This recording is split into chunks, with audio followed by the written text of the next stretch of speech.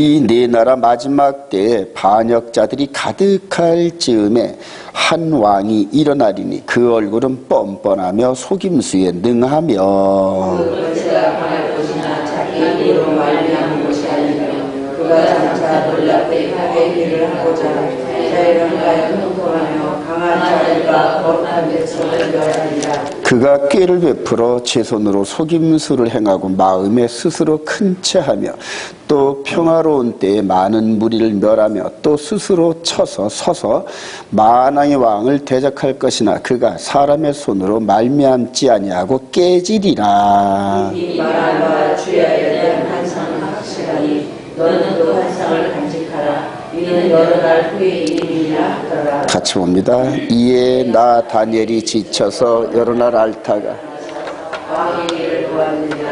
내가 또 말미암아 하고 그 뜻을 깨닫는 사람도 없었느니라. 아멘. 그래요. 순양이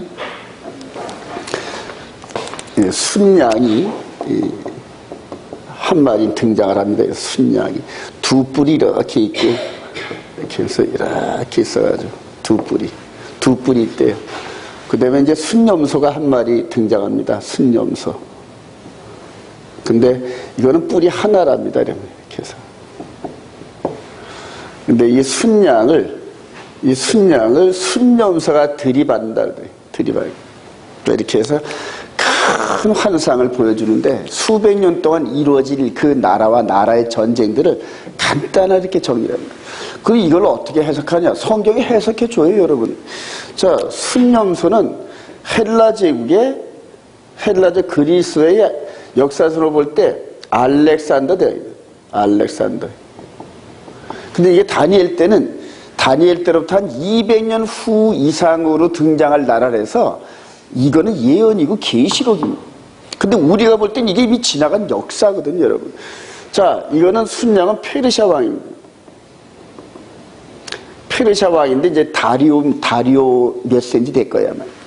자, 이 두 사이에 전투가 역사상 벌어지는데 이수스 전투라고 벌어집니다.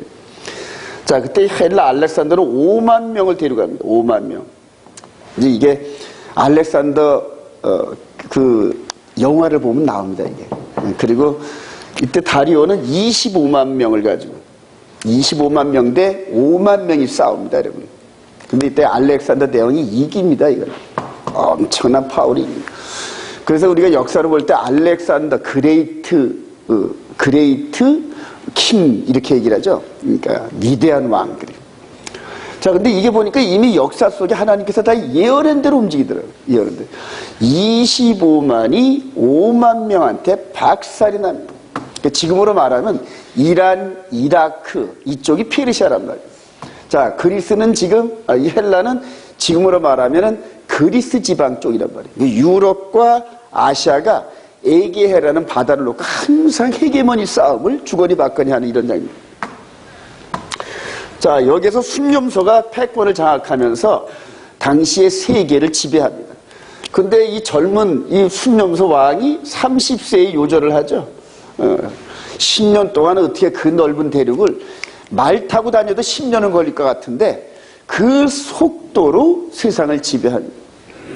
자, 이런 부분에서 이제 우리 재림교는 이 해석을 어떻게 하냐면 이거를 다니엘서 2장에 금신상, 그 다음에 은, 동, 그 다음에 철 이런 식으로 해서 요 동의 나라, 요게 이제 헬라. 요 은의 나라가 그대로 이게 어딘가 페르시아.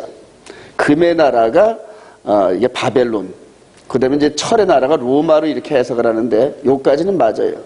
근데 다니엘서 7장에서 사자, 그 다음에 곰, 표범, 그 다음에 용의 나라 이거를 같이 이꼬를 시킵니다. 이 두 개가 하나다 이런 식으로 해석을 합니다. 그 저도 이거를 맨 처음에 계시록을 이 부분을 들어갔다가 아주 엄청나게 헤매고 빠져나왔어요. 같은데 아니란 말입니다. 자, 그래서 이 순염소 이 헬라 제국에서 30세에 일찍 죽으면서 누구한테 이거를 넘겨주겠나이까 그래요. 요때 이제 그 어떤 그 페르시아 쪽의 여자하고 결혼을 해가지고 애가 한 서너 살짜리가 하나 있었어요. 그게 무슨 왕이 되겠습니까? 그래서 죽으면서 영화에서 보면은 강한 자가 가져라! 그리고 이제 반지가 굴러 떨어지면서 이제 죽습니다. 이제 그거를 측근 4명의 장군들이 있어요. 최측근 4명의 장군들이 서로 다 이 큰 덩어리, 이 알렉산더 대제가 이렇게 장악했던 그 나라를 먹으려고 서로 싸우다가 4등분으로 나눠버립니다. 이제 전부 성경들이 예언된 대로. 자, 여기까지 이렇게 나오면서 이제 역사는 더욱더 좁혀지는데 터키를 중심으로서 이렇게 이제 지중해가 있고 여기가 역사의 중심인 이스라엘입니다. 여기가 애굽이고 그 다음에 여기가 이 셀리쿠스 왕조라 해가지고 지금 이제 시리아, 성경에서는 수리아 총독 이런 식으로 등장을 합니다. 자, 이쪽에서 한 덩어리 나라가 있고 그 다음에 이쪽에서 한 덩어리 나라가 있고 그 다음에 여기서 한 덩어리가 있고 또 여기서 한 덩어리가 있고 4덩어리로 나눠져요, 나라가. 그래서 이 헬라 제국이 4덩어리로 나눠지면서 양강을 형성하는 요 부분이 애굽의 남방왕, 그 다음에 이 북방왕 쪽으로 새로운 신진 세력이 자금풀처럼 등장하는 게 시리아입니다, 여러분. 시리아. 그래서 역사상 자세히 이제 다니엘서 11장을 자세히 읽었고 그거를 몇백 년의 역사로 전부 대입을 해보면은 남방왕 쪽에서 파송한 장군이 시리아를 점령을 해놓고 남방왕 왕에게 봉헌을 하는 게 아니라 지가 차지해버려요, 그냥. 그 옛날에 그 장군과 이런 부분들은 전부 강한 자들이 나라를 세우고 그러잖아요. 그래서 성경에서 요 시리아에서 작은 뿔이 나타난다, 이렇게 얘기해요. 그러니까 이 4나라 가운데서 남방왕, 북방왕이 싸우다가 여기에서 갔던 장군이 여기에 좋은, 그러니까 지금 수리아가 좋은 곳이거든요. 아주 지정학적으로 볼 때 여기는 메소포타미아 문명이죠. 여기요. 메소포타미아 문명. 여기는 그대로 나일 문명, 나일과 문명이라는 양대 문명사에서 항상 전쟁이 벌어져요. 항상 전쟁이 벌어지는 뭐냐, 이권이 있으니까 쳐들어간단 말이에요.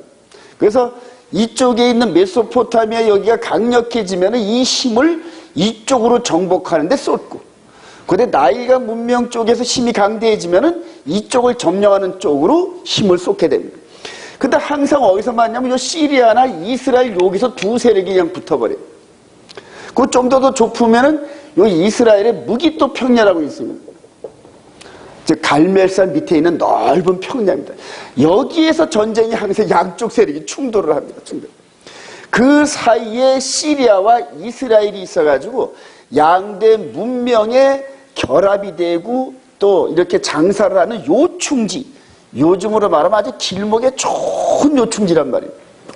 그래서 요 두 지역을 서로 점령하는 그런 세력이 당시의 세상을 패권을 장악한단 말이에요. 자, 이런 남방왕 북방왕 싸움하는 이런 과정에서 오늘 다니엘서 8장에서는 다니엘을 통하여서 요 북방왕과 남방왕 가운데서 시리아에서 작은 뿔이 등장하는데 요 작은 뿔이 이스라엘에다 어마어마한 피해를 입힙니다. 이제 그 부분은 이제 오늘 성경에서 얘기하고 한번 규명을 하려고 하는 거예요.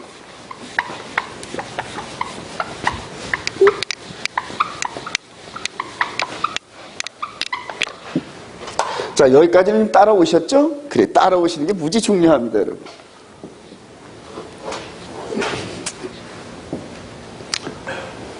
자, 여기 62일에, 여기 7일입니다. 그럼 여기는 이제, 여기는 한일이겠죠, 당연히. 한일에. 자, 한일의 중간에 뭐가 있다? 십자가 사건이, 한일의 중간에 십자가 사건이 있다니 이거는 영원한 진리입니다.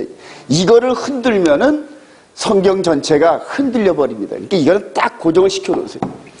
자, 다니엘이 여기서부터 이제 계시를 보면서 바벨론 시대를 지나서 페르시아 시대로 들어오는 입구에서 이 환상을 봤단 말이에요.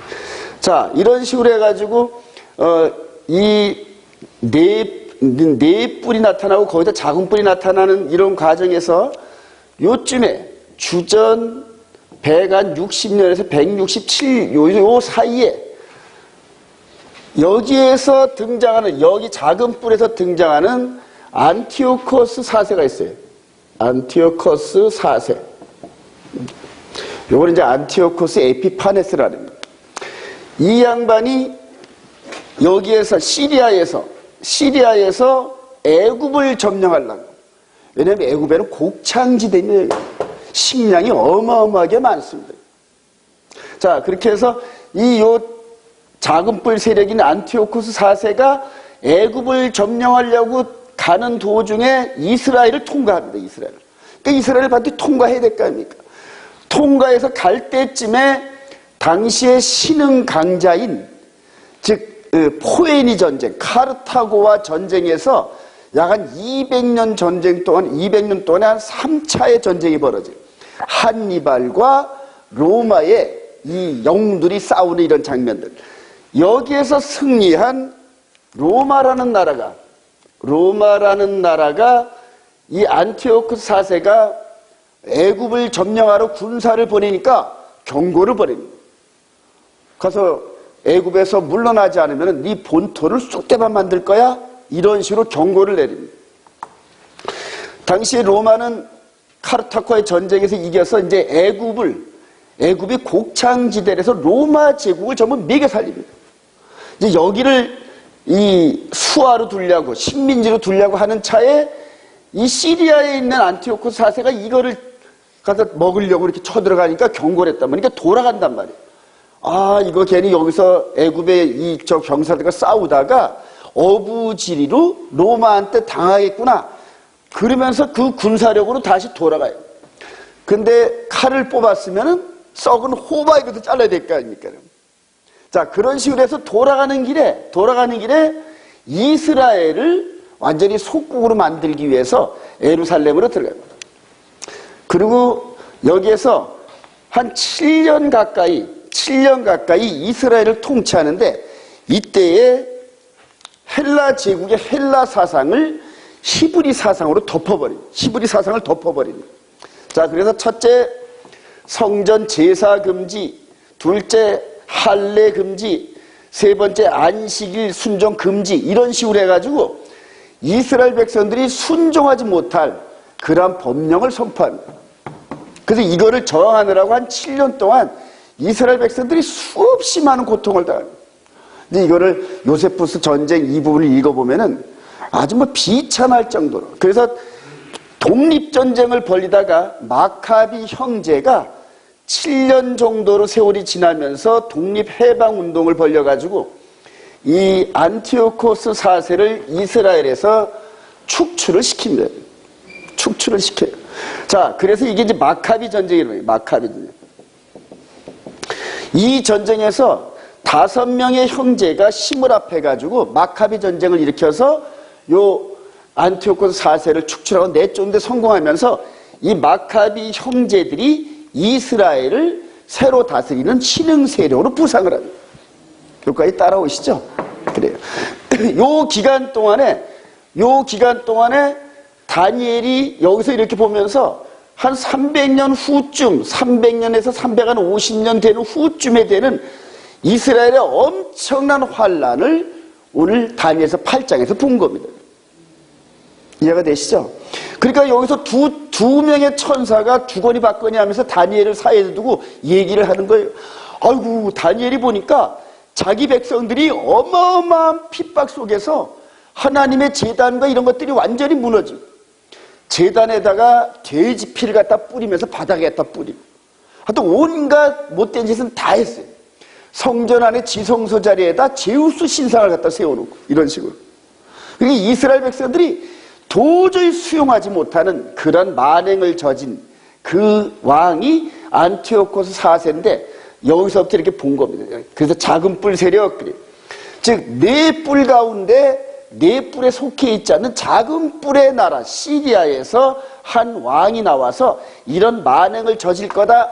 근데 이게 언제 끝납니까? 이렇게 물어보니까 두 천사가 지곤이 바꿔내면서 2300주야가 지나면 끝나리라. 그리고 성전이 정결케 되리라. 이거를 우리나라 말로 수전절이라 그래요. 성전이 수리가 됐다는 얘기예요. 그래서 이걸 쫓아내고 마카비 형제와 함께 그 돼지 피를 닦아내고 무너진 성전 시스템을 다시 복원하는 이런 과정이. 그래서 이때 마카비 형제가 이스라엘한테는 메시아 같은 존재예요. 이스라엘을 구했단 말입니다. 이스라엘. 이게 역사적인 사실이란 말이에요. 여기까지 따라오시죠? 자, 그래서 여기서부터 시작됐던, 이제 이쯤부터 시작됐던 70일의 사건 속에서 요 십자가 사건 이전까지 요게 초림하는 주님 시대에 초림할 때 이스라엘을 중심으로 그 주위에 있는 강국들의 흥망성쇠입니다. 바벨론, 페르시아, 그리스, 로마 이렇게 해서 우리 주님이 십자가에 달리는 여기까지 로마 제국이 지배를 합니다. 그래서 저와 여러분들이 늘 이 한일의 이 가운데서 여기로 빠져나와서 교회가 빠져나와서 기독교 2000년 동안 있다가 다시 들어가는 그림, 이게 너무너무 중요하다고 제가 강조하지 않습니까? 자, 이렇게 해가지고 오순절과 나팔절 사이에는 보이지 않는 긴 기간이 있어요. 눈에 안 보이는. 근데 그것이 이 기독교 2000년 동안이 2000년이었고, 그 다음에 출애굽 시대 때는 40년 정도가 이방 지역에서 뱅글뱅글 돌았단 말이에요. 야곱 시대 때는 21년 동안 이방 지역에서 뱅글뱅글 돌아 이런 패턴이란 말이에요.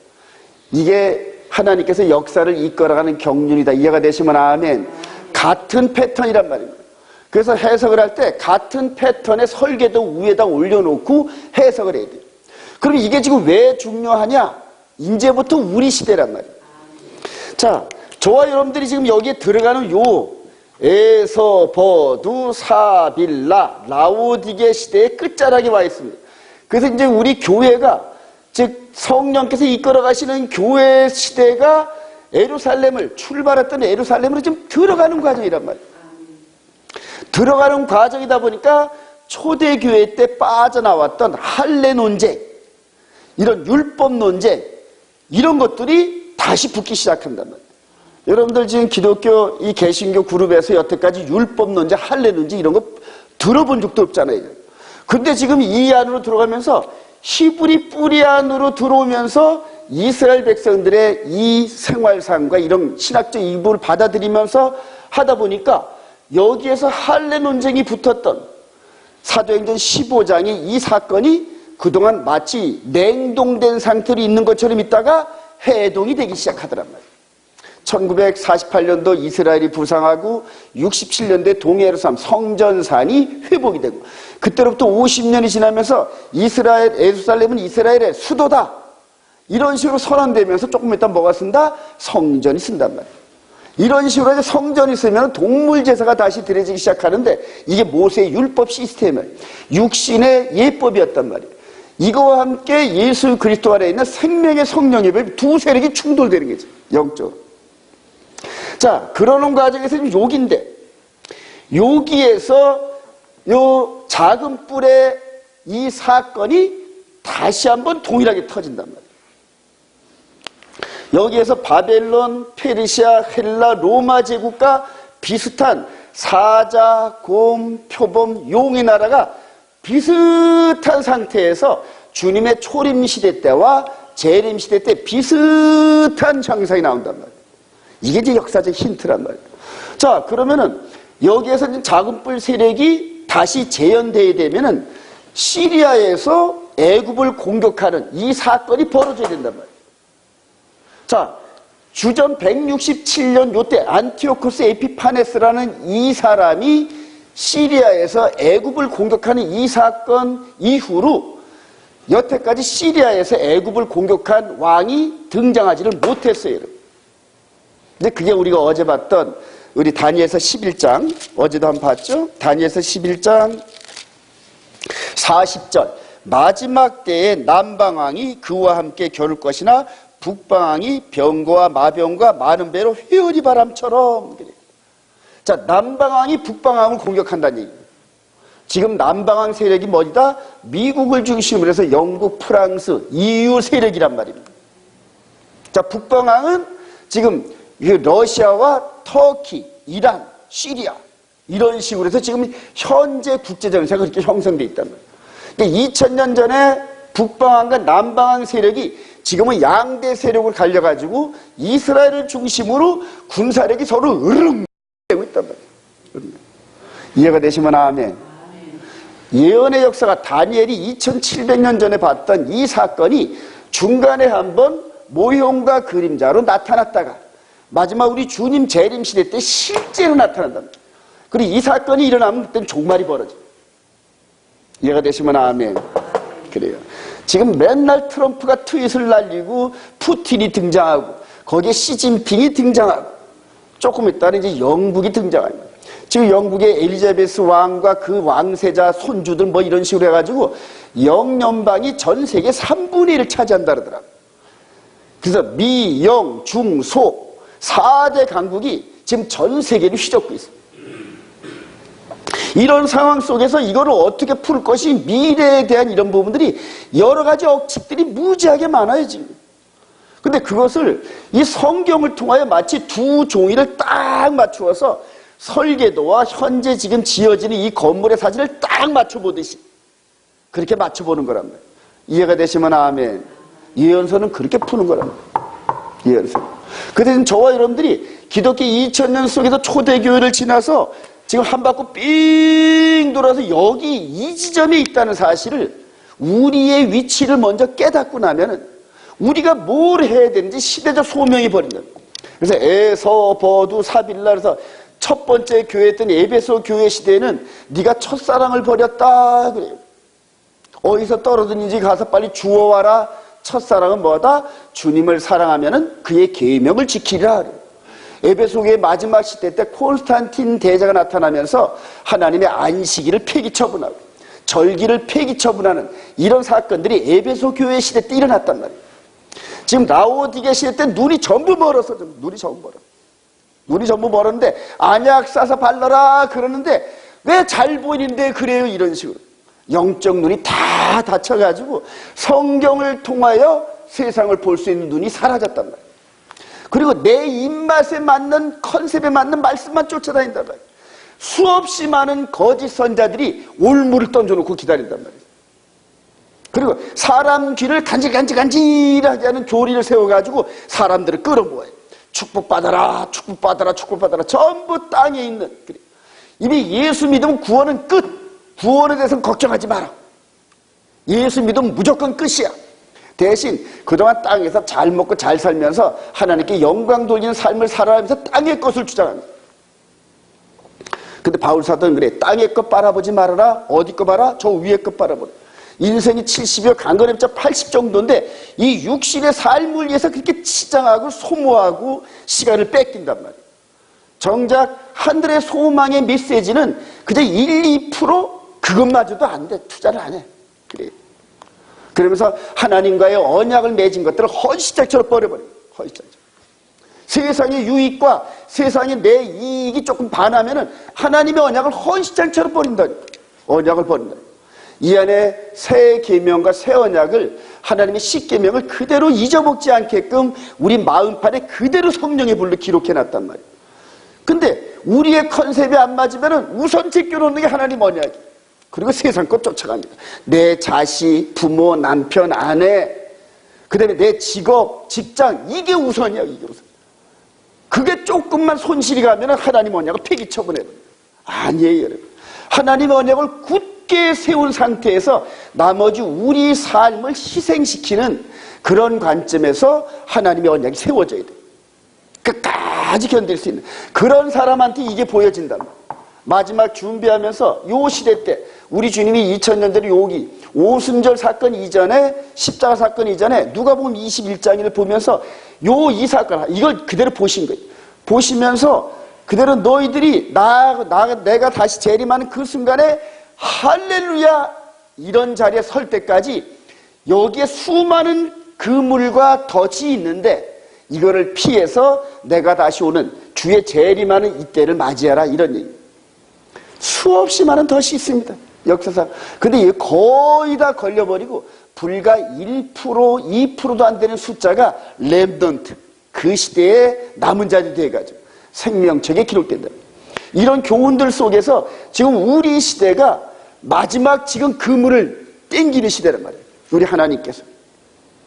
여기에 하나님의 그 컨셉대로, 말씀대로 죽도록 충성하는 자들만이 여기를 지켜서, 여기를 뚫고 지나가서, 마귀가 쳐놓은 이런 그물들을 뚫고 지나가서 후 3년 반 42달 동안 인내하고 견디면서 하나님의 계명과 예수 믿는 증거, 이 진리를 품고 나간단 말이에요.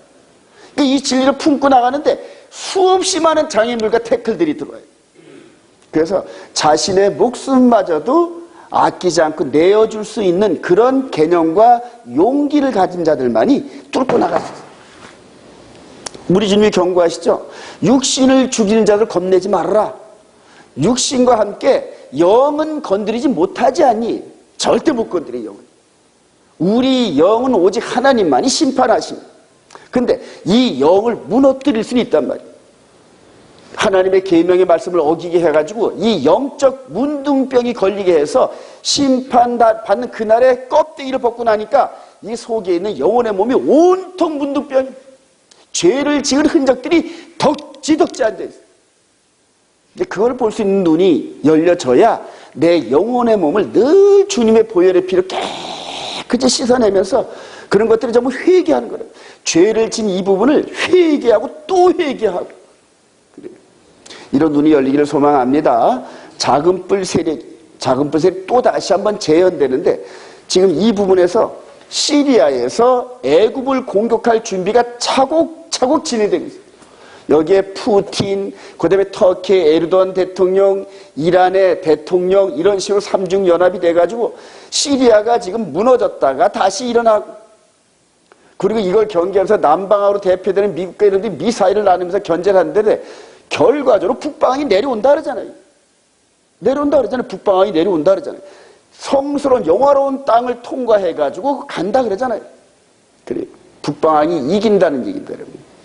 그리고 그 영향력 아래서 이스라엘이 큰 환란과 소용돌이 속에 들어가면서 마지막 야곱의 환란 속에서 그냥 하나님께서 막 쇠를 녹이고 은도가 풀무처럼 집어넣지 이런 식으로 하면서 아주 정결한 모습으로 백성들을 뽑아내기 시작하는데, 그래 마지막 마태복음 23장 마지막 편에 바루카셈, 그 다음에 벳셈 아도나이 이런 식으로 주의 이름으로 오시는 자여 어서 오시면서 이 육신의 삶이 이런 것들이 전부 만신창이가 됐는데 영적으로 정결한 백성으로 거듭나면서 육신은 후패해지고 완전 거짓골로 망가지는 것 같은데 영적으로 깨움을 받아가지고 2000년 전에 그분이 메시아였구나. 뒤늦게 이 백성들이 깨달아지면서 우리 주님을 맞이할 준비를 하면 역사가 끝납니다. 그 안에 이방인들 저와 여러분들은 이제 거의 지금 그물이 다 땡겨져가지고 이방인 쪽의 문들이 다 닫히는 이제 그런 과정에 있습니다. 2020년도에 여기 양쪽이 싸우는 이 양대 축의 이 싸움의 도가니 속에 2020년도 제2의 예루살렘 공의회가 열리기 시작해요. 그 안에 저와 여러분들이 있기를 소망합니다. 하나님께서 깨어있는 저와 여러분들을 통하여 나라의 본 백성들에게 복음을 증거하게 하는데, 초대교회 때는 이 유대인 백성, 이스라엘 백성들이 이방인을 위하여 순교의 피를 흘려줬어요. 바울 사도가 순교의 피를 내 몸에 관제의 기름을 부으면서 그래도 원하는 바다 하면서 이방인을 향하여 바톤을 넘겨주려. 받아라. 그걸 디모데가 받았잖아요. 반은 이방인이고 반은 이스라엘 백성이에요. 디모데가 또 그 후에 또 속사도 교부 시대를 거치면서 이 엄청난 핍박의 역사 속에서 남은 자들이 계속적으로 영적 바톤을 이어줘. 그 시대마다 순교의 피를 흘리면서. 근데 저와 여러분들이 여태까지 신학을 핍박하는 쪽에 신학을 했단 말이에요. 로마 카톨릭과 개신교 이런 부분들이 전부 이스라엘을 죽이는 신학이었단 말이에요. 그런 쪽에 서 있었는데 마지막 때 깨닫고 보니까 그게 아니더란 말이에요. 이제는 저와 여러분들이 깨달은 저와 여러분들이 이방인의 충만한 컨셉을 가지고 마지막 이 백성들에게 바톤을 넘겨주기, 바울 사도를 통해서 이어졌던 이 복음의 바톤을 이들에게 우리가 줄 책임이 있단 말이에요. 이거를 생명바쳐 일하려고 준비되어주고 제가 가겠습니다 하고 외치면서 기도하는 백성들을 선별해요. 기도원의 300용사처럼 변하지 않고 목숨까지도 아끼지 않는 그 백성들을 뽑아서 여기다 300명을 집어넣는다. 물론 300명이 아니겠죠, 숫자상으로. 마지막 14만 4천 인침을 받으면서 이스라엘 백성들과 이방인이 연합되어지는 충만한 수가 들어오면 우리 주님이 재림하시고 예루살렘의 보좌를 펼치시고 그리고 심판하신다는, 그게 계시록 20장 사건이에요. 저와 여러분들이 정말로 정결한 신부가 되어서 우리 주님을 맞이할 수 있는 일꾼들이 되기를 주님의 이름으로 축원드립니다.